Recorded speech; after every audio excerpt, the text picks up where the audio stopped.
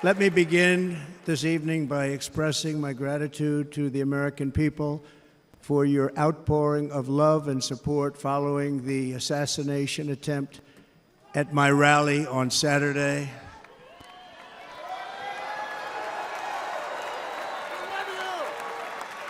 As you already know, the assassin's bullet came within a quarter of an inch of taking my life. So many people have asked me, what happened? Tell us what happened, please. And therefore, I will tell you exactly what happened, and you'll never hear it from me a second time because it's actually too painful to tell. It was a warm, beautiful day in the early evening in Butler Township in the great Commonwealth of Pennsylvania. Music was loudly playing, and the campaign was doing really well. I went to the stage, and the crowd was cheering wildly. Everybody was happy. I began speaking very strongly, powerfully, and happily because I was discussing the great job my administration did on immigration at the southern border. We were very proud of it.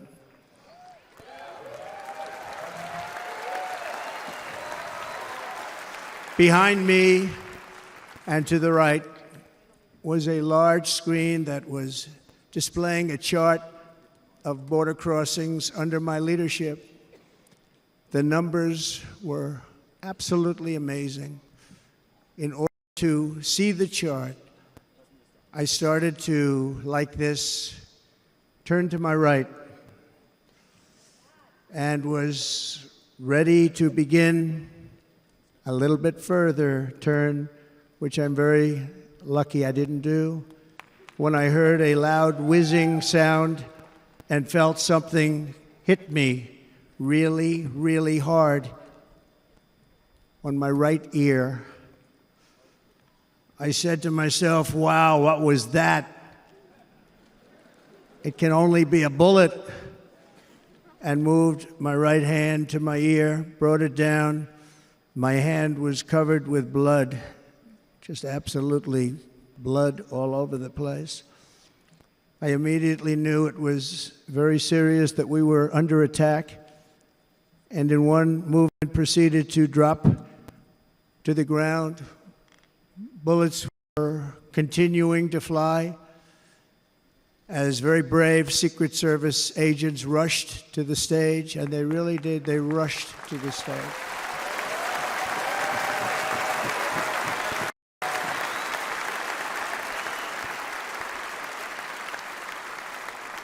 These are great people at great risk, I will tell you, and pounced on top of me so that I would be protected. There was blood pouring everywhere, and yet, in a certain way, I felt very safe because I had God on my side. I felt that.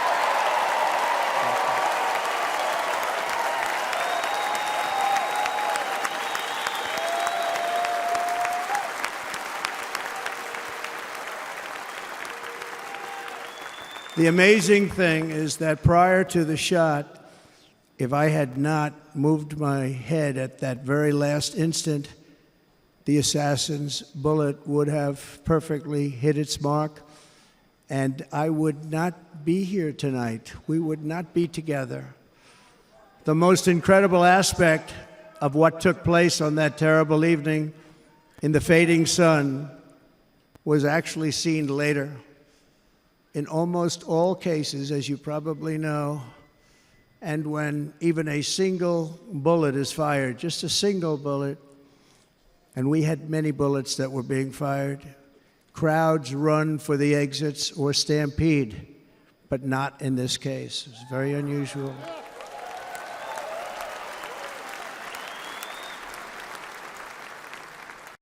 This massive crowd of tens of thousands of people stood by and didn't move an inch. In fact, many of them bravely but automatically stood up looking for where the sniper would be. They knew immediately it was a sniper.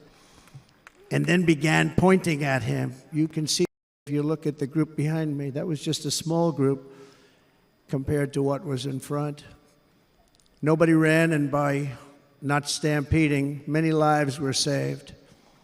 But that isn't the reason that they didn't move. The reason is that they knew I was in very serious trouble. They saw it. They saw me go down.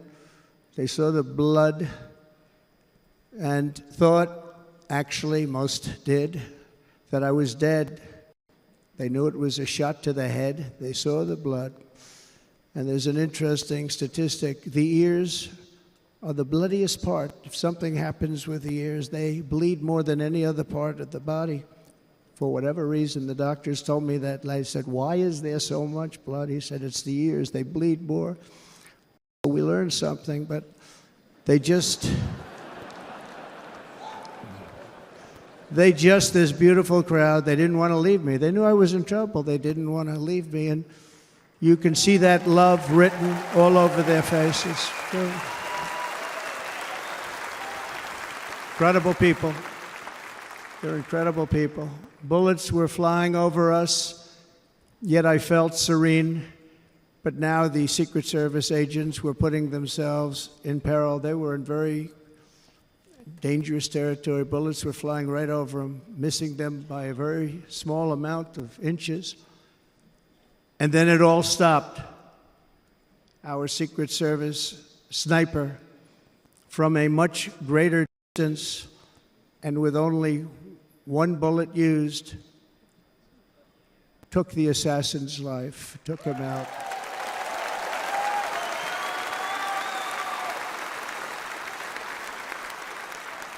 I'm not supposed to be here tonight. Not supposed to be here. Yeah.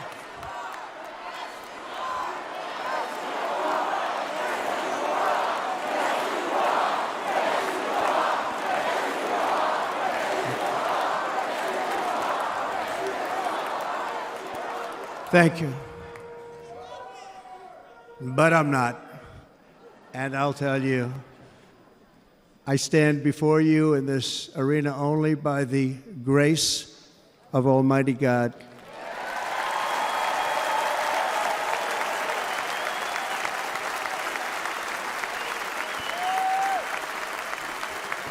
In watching the reports over the last few days, many people say it was a providential moment. Probably was. When I rose surrounded by Secret Service, the crowd was confused because they thought I was dead, and there was great, great sorrow. I could see that on their faces as I looked out. They didn't know I was looking out. They thought it was over. But I could see it, and I wanted to do something to let them know I was okay. I raised my right arm, looked at the thousands and thousands of people that were breathlessly waiting, and started shouting, "Fight, fight, fight."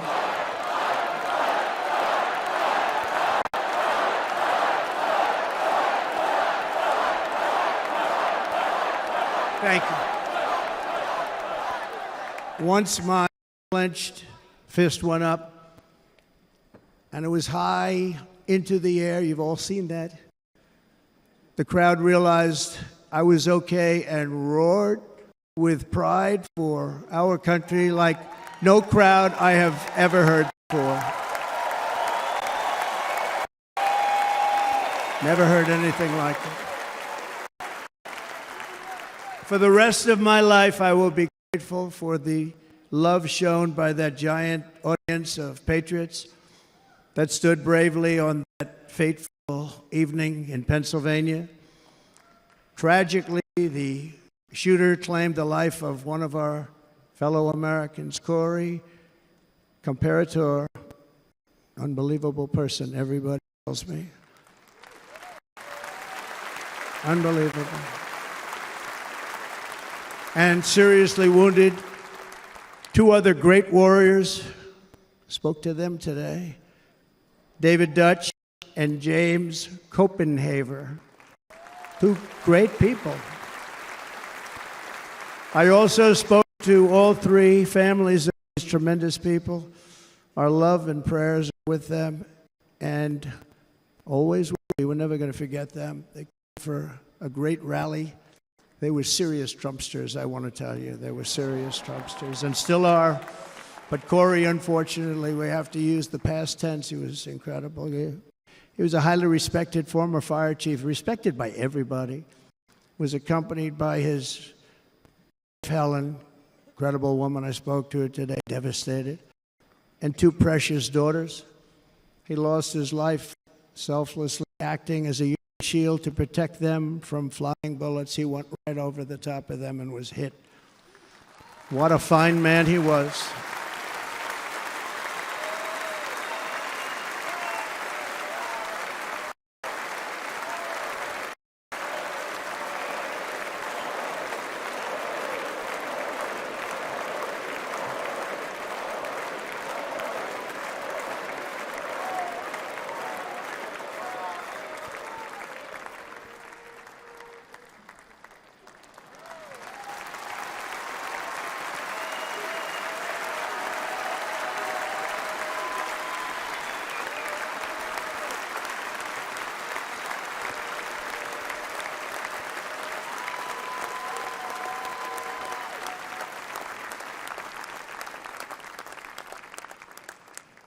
I want to thank the fire department and the family for sending his helmet, his outfit, and it was just something, and they're going to do something very special when they get it. But we did something which cannot match what happened, not even close. But I am very proud to say that over the past few days, we've raised $6.3 million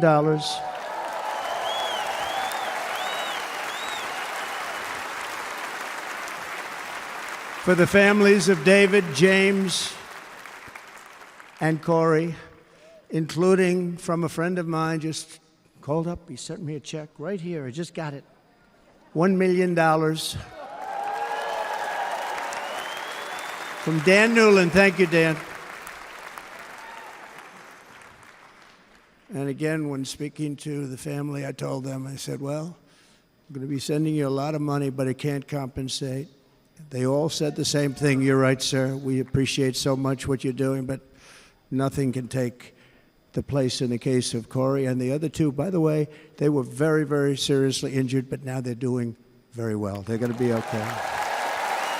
They're going to be doing very well.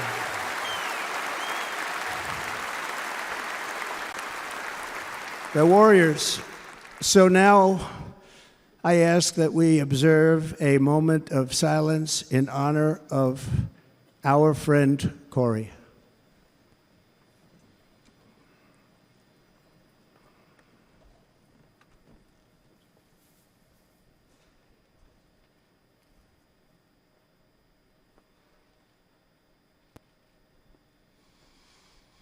There is no greater love than to lay down one's life for others.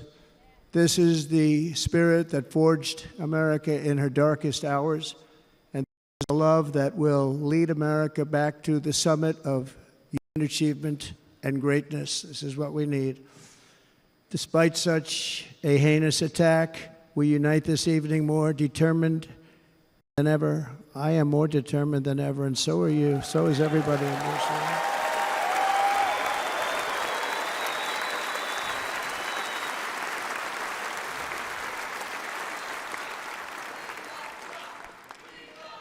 Thank you. Thank you very much.